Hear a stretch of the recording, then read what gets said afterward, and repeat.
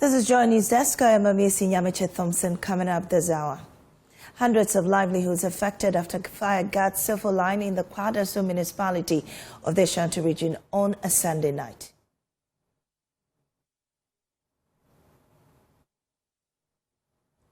Well, we are live on the grounds as victims count their losses. Also coming up, opposition New Patriotic Party's presidential primary enters home stretch this week as hopeful Brian Champon reveals rise in tensions just 5 days away. Number 3 Obedu yado cha number 1 who no betina me nchen and am say Debbie I was so ko na wo chechia.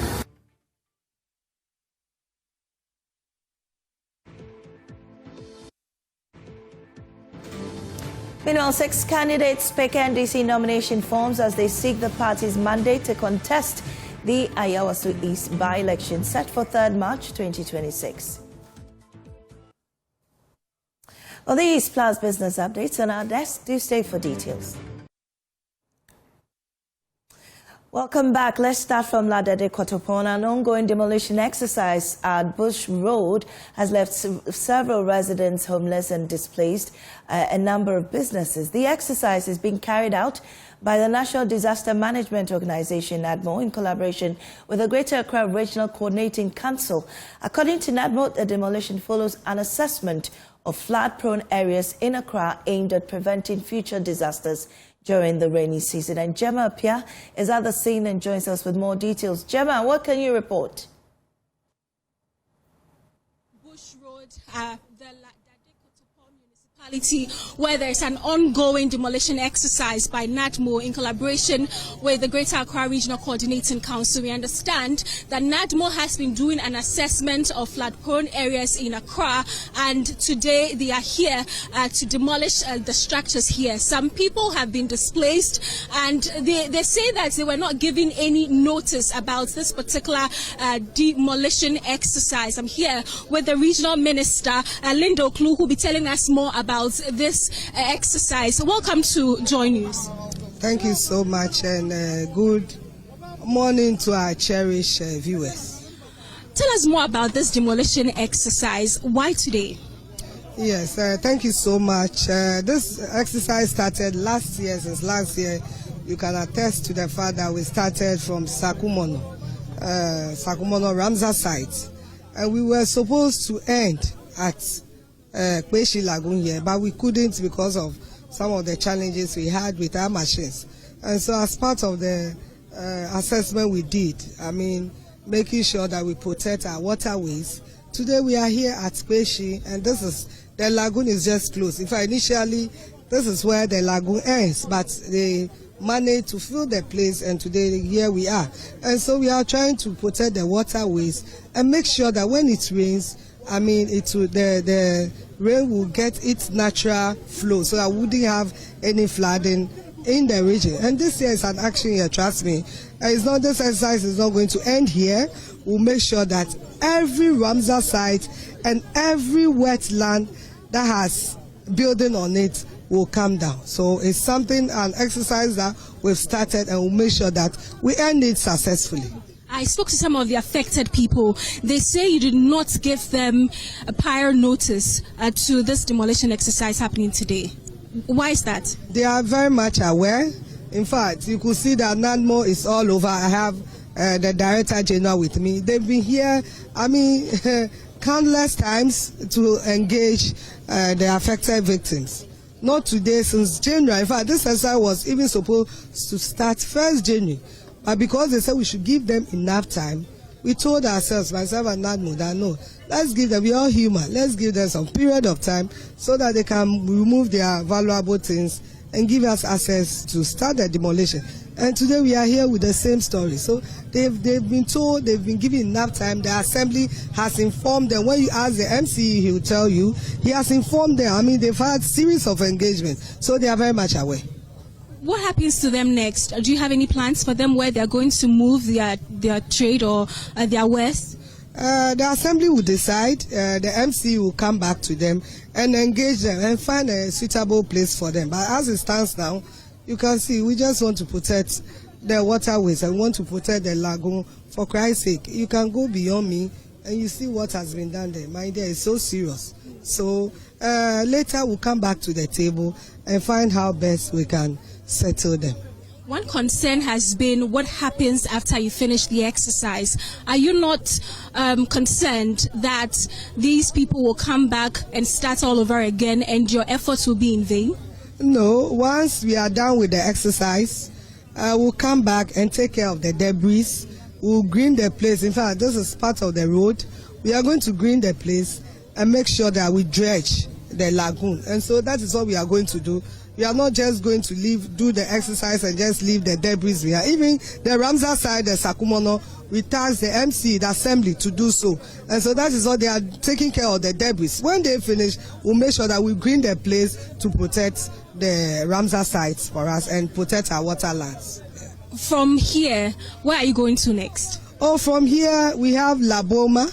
In fact, we've not finished. I mean, when we go behind, you could see that, I mean, there are buildings behind us, uncompleted buildings. All those buildings will come down. I'll make sure that we expand the lagoon and dredge the lagoon. So that is what we are going to do. This time around, trust me, we are not just going to do the exercise and just leave it like that. We'll make sure that we protect it and the whole world will see that we didn't do it just for, I mean, doing it for popular, for people to know that we are working. No, we are only trying to protect the wetlands and we'll make sure that we protect it as such. The place will be green. In fact, the next, give me like 1 year you come here, you see that the place will be green, well protected and looking beautiful. We are going to beautify the place to bring it back natural. How long would it take you to clear this area, the Bush Road? I cannot say because, you know, we work with machines and it can fail us at any time. And so we are giving ourselves at least, let me say 1 year. 1 year because the exercise is huge. It's not only one place. We have a lot of exercises to do across the district, all the 29 districts in Greater Accra region. Thank you very much. So you heard the Regional Minister, Linda Oklu, giving us details of this demolition exercise. She says that after here, they are going to move to Laboma, where they are going to continue their exercise. But this demolition exercise is supposed to help or prevent floods in the future. The Teshie Lagoon is right behind me, and that's where the water is supposed to flow. And this place is actually part of it, but unfortunately, there are people who have settled here. Others have been plying their wares here for years. And the regional minister says it's time for all of them to move so that the water can flow freely here. And so when you come here, there were people who were selling flower pots. You can see coconuts also on the floor. People were selling that. There is a car rental to my right. And when I earlier spoke to the Director General of NADMO, who is leading this particular exercise, he said that they are giving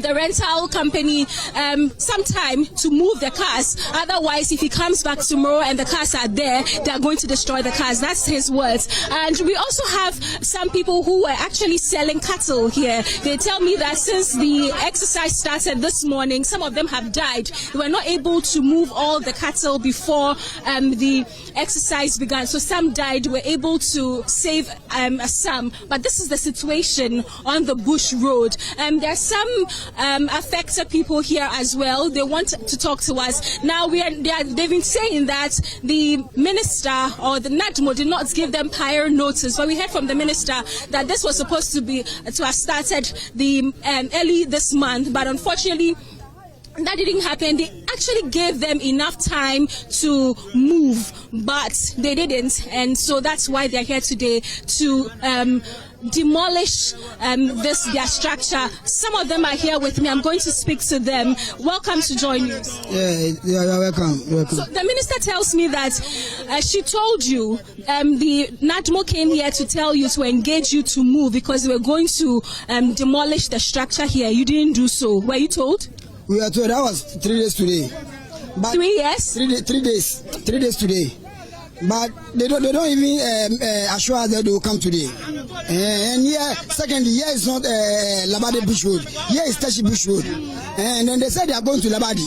So we don't know the reason why they are coming and started the demolition over here. Because they announced here and they went over there to tell the Labadi people that they will come and demolish here in Labadi. So we don't understand that they are even doing started from here and they are living there backward there. Because they come and announced that 3 days ago. So we are aware 3 days ago that was the time they were going and tell us that they will come and do the demolition over here. What do you sell here? We are not selling anything. They are just selling biscuits and... I'm talking about you. Were you selling anything here? Yeah, we are selling akoshi. We sell akoshi. And we I'm among of the... we are from the palace. The akoshi people and the food people are here. We are the people who give here to them. So now what are you going to do? Now we don't have nothing. Now we have nothing to do. What we want the government to do is just to take Labadi boundary and give us the Teshie boundary. That's all. Because here is not Labadi boundary. Here is Teshie Bush Road. And Labadi people are using that authority, Labadi authority to come and do this. But you heard the regional minister. She says you are on the waterway, and that's why they're clearing everybody. It's not about Labadi or Teshie. If we all walk and go to the riverside, from here to the riverside, it's like almost 200. So if they say we are blocking the river is almost there. We are not. We are the roadside. And that's our main point. We are not at the riverside. We are the main side, roadside. What about you? What do you do here? Hey, I have a shop here, and I just sell some provision things like toffees and banana and things inside. And yes, now they have never informed us. But as this morning we came, they are demolishing our things just like that, and they are telling us they are informers, and which is not true. It is not true. They are just lying. And NADMO and La Trust, their interest of what is going on. Their interest is they want to sell the land, and we have come and fight them before. We have fight them, I think, in this month twice. And you see, water has no water. The water is there, but water has no land. We can just push the water somewhere and arrange the water well, and we the people too, we can live somewhere, because if enter just ma'am now, we are in single room. A lot of, like 10 people are in single room with their grandmothers and grandfathers. So you see the Labadi people, you see them, the interest in this land, the interest. And they are causing the confusion. They are creating. So we got. So you heard, Mami, you heard some of these people here. The NP is actually here to speak to us. You know, the affected people are not so happy about what is currently going on, the demolition exercise. Currently, the NP has joined me now. Welcome, MP. Thank you so much, and good morning to everyone here. I'm sure you've heard your constituents. They're not happy about what is going on. What can you say to that? And I'm here with my sister, the Honorable Regional Minister. Over the years, we've tried to sanitize this area. And we start, we leave, and then everything comes back again. And I think the situation has gotten worse. And we need to be law-abiding and to ensure that we keep our environment clean. We can develop this place where people will get jobs to do without mismanaging the place. And so for me, I'm for the fact that we need to sit down, have a design to ensure that people can apply their activities in a very cordial way. But what we see now is a nuisance, to be honest. And notice has been served. The Assembly has served notice several times. I remember during my first term in Parliament, we used to come here and they assured us that they were not going to come back. But as if, I'm sure you saw the pictures before the demolition exercise. So my people need to stand with us to ensure that we create proper jobs for them. So that is what I'll have to say. I spoke to some of them earlier, and they mentioned that they were in wait of a letter that would give them a week advance or something to move the properties out. hasn't elapsed yet, and they come to find this dawn that their properties are being destroyed. What do you have to say to this? So I'm not aware of the letter given to them, but I believe the information I have, the assembly said they have served notice severally. And so sometimes we serve notice, sometimes we write remove. I've been an MCE before, and we relax a bit to see if the people will go out themselves. So as we relax, they think maybe the exercise will not be carried out. And so for me, I'm aware the assembly gave them notice, but as to whether the notice, the time elapsed or not, I'm not aware of that. But I know my RM and the assembly will not do anything untoward that will just destroy people's things. But I believe those who still have their things, they should remove them to ensure that we sit down and have an amicable solution with Lekma and then Ladade Kotopon. I'm sure you saw me speak to some of them. They are livid about the situation. They're talking about they're not having work to do now. What's your plan to engage them on the other possibilities that they have? So we'll engage them to see what they have to do. And like I'm saying, if RM will agree with me, we'll sit down, sanitize the place. Because you travel outside, the river bodies are well taken care of. And then there are activities that are around the river bodies that create employment and we generate more revenue. And so we would not leave the place vacant. Otherwise, over the years, they will come back again. I recall some years back, there were even estate houses here. They were all demolished. Because this is the bank of the river. And when you go inside there, a lot of things are going on there. And when it rains, then there's flooding, the drains are choked, and the same people are calling the assemblies to come to them, to their aid. And so they should exercise patience, we'll sit down and have a good plan for the area to ensure that we live in a sanitized community. Well, so you heard the MP for Ladade Kotopon, Rita now Odolesoa, and she says that she'll be engaging the affected people and see what best they can do for them. But she's very asserting about the exercise going on. She says that it's in the best interest of the people and that they were given prior notice to move their wares, to move from this area, because of the exercise that was supposed to start today, and which actually has started today. So when you see me see this area, a lot of properties have been destroyed. You see the debris. We are told that after the exercise, they are going to clear the debris. Everything is going to go, and they're going to plant some plants here so that the place will become green again and the Kweku Lagoon can flow freely. That's the plan of NADMO and the Regional Coordinating Council, Maniesi.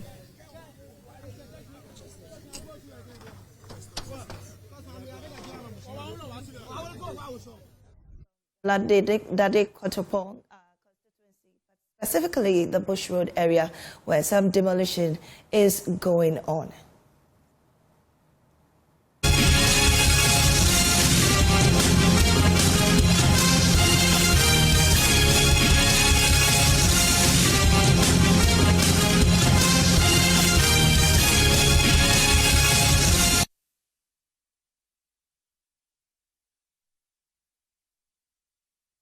To some politics now, the race for opposition New Patriotic Party's presidential ticket has entered its final stretch with just days to the party's primaries.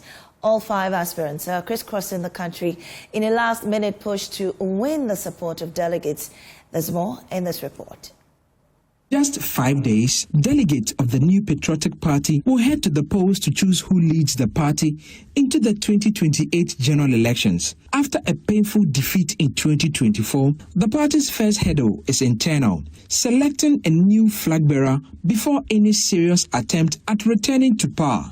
5 candidates are in the race. They include former Asin Central MP Kennedy Ejapon, former Vice President and former presidential candidate Dr. Mahmoud Bawumia, former Education Minister Dr. Yao Osei Educhum, former General Secretary of the party Kwabena Ejapon, and former Agric Minister and MP for Abetifi Brian Echampon. All 5 aspirants are crisscrossing the country, making last-minute appeals to delegates. In the Ashanti region over the weekend, Dr. Brian Echampon said he was concerned about growing tension in the race. He called on party members to put unity first. He alleged that Dr. Bawumia declined to exchange pleasantries with Kennedy in Japan on arrival at the signing of the Peace Pact.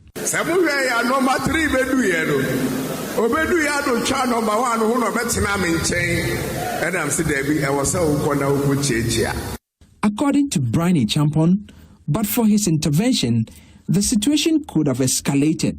A development, he says, highlights the need for restraint among all camps. I am the only one that can unite this party for victory in 2028. However, Kennedy in Japan has also accused Brian Champon of failing to exercise due diligence in the signing of the Peace Pact. They don't read the document. Brian Champon signed against my name because he failed to carefully read the document. I'm not a PhD holder.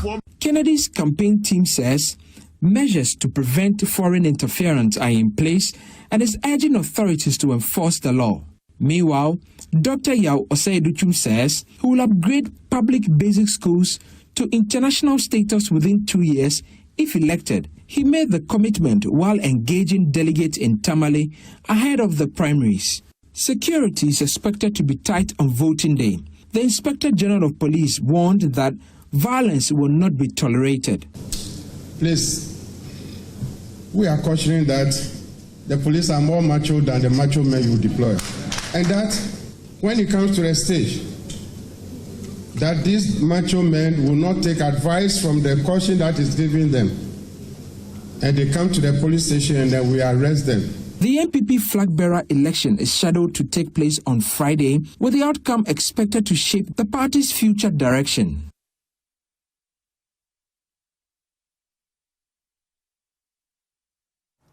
Well, joining me in studio is Kweku Quarshie. He's from Dr. Mahamudu Bawumia's campaign team. We're grateful to have you in the studio. Thank you very much. It's interesting what we just heard, that there's some simmering tension between Dr. Bawumia and Kennedy Japan. Is that true? That's what at least Brian is asserting.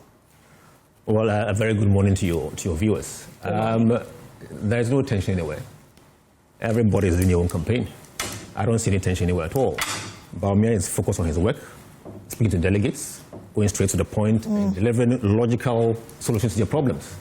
And so I do not see any tension anywhere between Bawumia and Kennedy. Really? No. But the man was sitting between them during the signing of the pact, and you think he's telling lies to the whole nation? Well, I'm not saying that. That's what he feels. I didn't see that. Right. So that is not the truth? No, I don't see that. So for now, the relationship between Dr. Bawumia and Kennedy Japan is great? I think it's a normal relationship. They're all vying for a position. Everybody's focused on what they're doing. And so it's normal. You know, I don't see any major rift, you know, based on what Honorable Brian is saying. I don't see that. Right. So far, how's the campaign been, really? And currently, where's Dr. Bawumia? He's in Kumasi. He's in Ashanti region, actually. And so far, it's going very well. We know that he's poised for victory come 31st January 2026.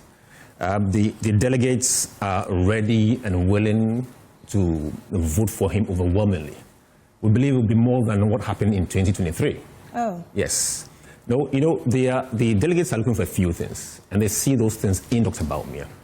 One, they want somebody who sees to their needs, who has a plan and a system in place that would listen and track what they need and address it. And Bawumia has that. He's proposed a welfare system that sounds logical, practicable, and commonsensical to the delegates. So it's been very much embraced, right? Two, they want somebody who's humble enough to listen to them, okay? Somebody who's non-judgmental, who will not judge you based on what you're wearing, based on whether you are rich or poor, but somebody who's humble enough to listen to your views, okay? And they see that in Dr. Bawumia. They want somebody who has radical ideas that will transform NPP and transform the country. And they've seen that. Bawumia has been the vice president. They've seen the radical ideas he brought that today is helping the nation. Well, on that score, I mean, he was vice president for 8 years. Yet, after that 8 years, many Ghanaians were unhappy with the government then, especially how the economy was left, and following that, what the current government has done to turn things around. What fresh ideas you think Bawumia can do when he couldn't do that in the last 8 years? Many fresh ideas will come. We'll all agree that the anchor of our economy today is gold purchase program. We all agree. And that idea is Bawumia's idea. It's Bawumia's brainchild. We also, when it was implemented somewhere in 23-22, we've seen the effect of it, and we saw dollar coming down gradually. And they only have come to pick up and continue. Nothing has changed. All right? And that idea comes from Dr. Bawumia. It's clear. And so the delegates see all these things and know that, look, this is a man who's got great stuff for this nation. We won't allow him to sit in the room or have his ideas get stuck in the room. We will present him again to Ghanaian people. And that's a big selling point for NPP. Because in the past year, nothing new has happened in this country.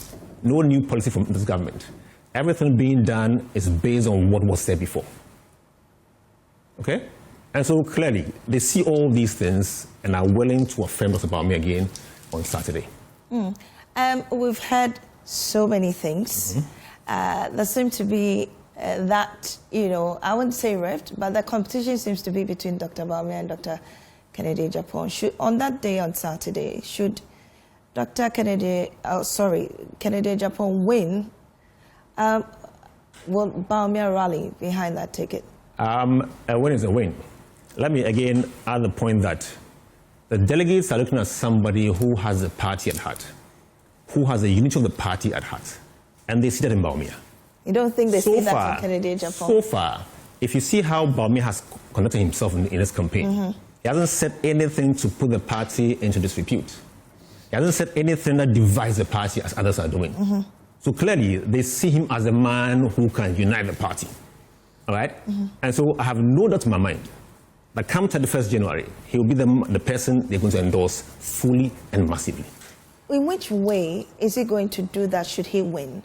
There's been very deep rifts in the party. Recently we heard about, Dr. Frimpong Boateng and all that, the issues with the executive of the party.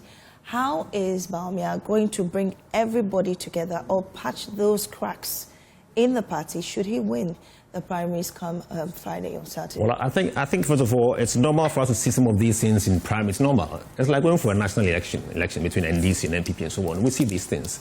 So it's normal that the various camps in the party are going this way. But once all that is done, everybody will ride behind the winner. Well, is that automatic now? I mean, looking at what is happening currently, you see very, very deep cracks. Some people have been suspended or supposed to be, not supposed to be, but on the verge of being sacked from the party. And you think him winning it will easily bring these people around without any form of effort? Everybody agrees that Dr. Bawumia is a unifier. Whatever it takes for him to make sure the party is unified, he will do it. He will do it. Because you need everybody on board to win next elections. And so whatever it takes, he's going to do that. Well, it's a few days away, 5 days. Yes. What's going into the campaign now? What's the message? Well, as I said, the delegates see clearly who has a party at heart. They see somebody who has a unity of the party at heart. I've mentioned that. They see somebody who has their interests at heart. I've mentioned that. His welfare policy, he's proposing 10 appointments per constituency, and they've embraced that fully. I'm very happy with that. See, they want somebody with radical ideas and radical behavior, and they see that person in Dr. Bawumia. Again, I've mentioned to you, they see the fact that currently our economy is underpinned and anchored on his ideas. You understand me? Yeah, they see it.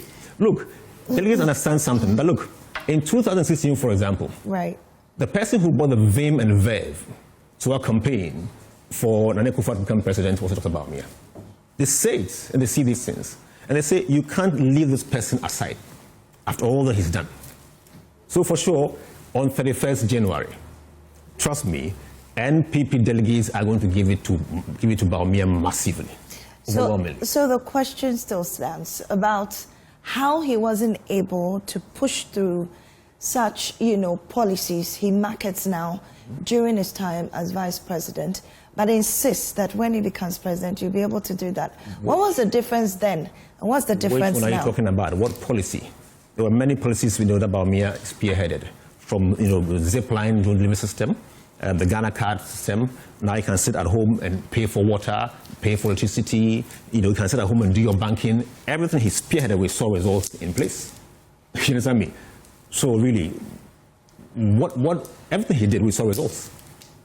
But at the end of the 8 years, his very, very, popular quote of when the economy is doing well or is not doing well, the exchange rates will expose you. And at the end of the 8-year term, we saw that the exchange rates exposed Dr. Bawumia and his government. So at this point in time, some will even say that all the policies that he introduced may not have yielded much fruit at the end of the term.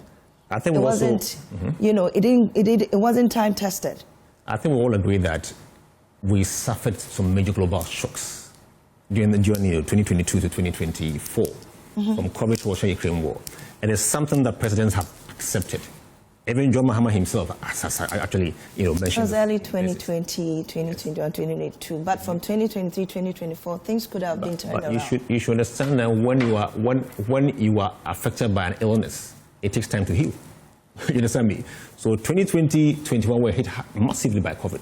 The effects were very clear, but it would take time for nations and for individuals to recover. And that's what we saw.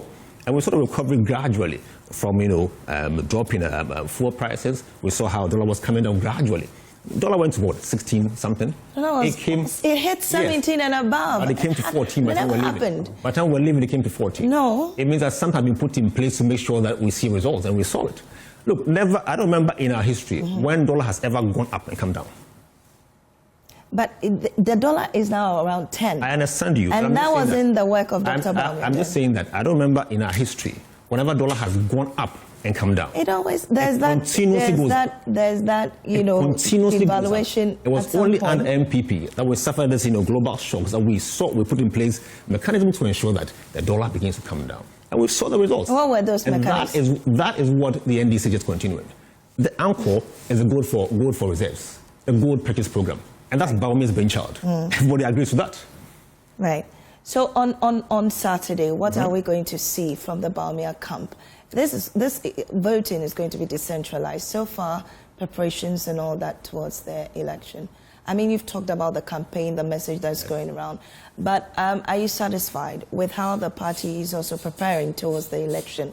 In terms of materials, in terms of how constituents are also preparing and all that?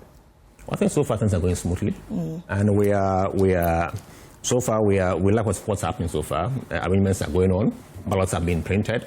The security, there's assurance from the police to ensure there's security, and so far I think that things are going to go very well. We are certain on one thing: victory. Right. For Bawumia. But there have been also concerns from other camps that the party machinery is working in favor of Dr. Bawumia's camp. There's no such evidence at all. People just see that a chunk of the delegates are rallying behind Bawumia. And so you want to interpret as if the machinery is behind Bawumia. It is a man's persona, it is a man's mannerism, it is a man's ideas, it is a man's attractability that puts people to him. Right? And that's why majority are behind him. And so it is easy for somebody who hasn't got the numbers behind him to accuse him of party machinery behind him. No, the people themselves, the delegates, the polling station executives, the chairman and so on, all those people are behind Dr. Muhammadu Bawumia. Because they see he has what it takes to build NPP and make it attractive again to bring more people into our fold with the next elections. Well, should Bawumia lose, will he come again or try again for flag bearership the other time? That is a question for the future. But for now, we are very much poised for victory. We are confident in that because on the grounds we speak to the delegates and we know what they think about the man, and we are fully assured of victory. So that's the future stuff. All right. Thank you very much, Mr. Kweku Quarshie. He's from Dr. Bawumia's camp, and we're still looking ahead to that primary coming up on Saturday. And definitely, your election headquarters will be there covering the whole event. Well, The governing National Democratic Congress has recorded strong internal interest ahead of the upcoming Ayawaso East by-election, with 6 aspirants picking nomination forms to contest the party slot. There's more in this report. Number 3,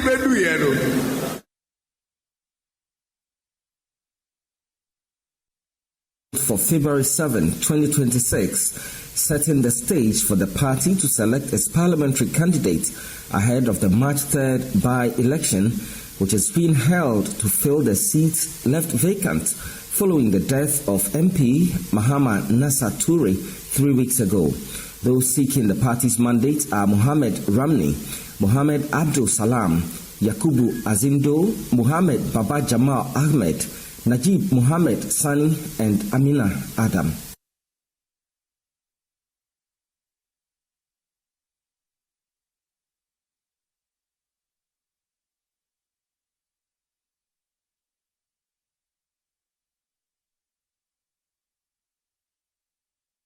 This is JoyNewsDesk. We'll be back after this break.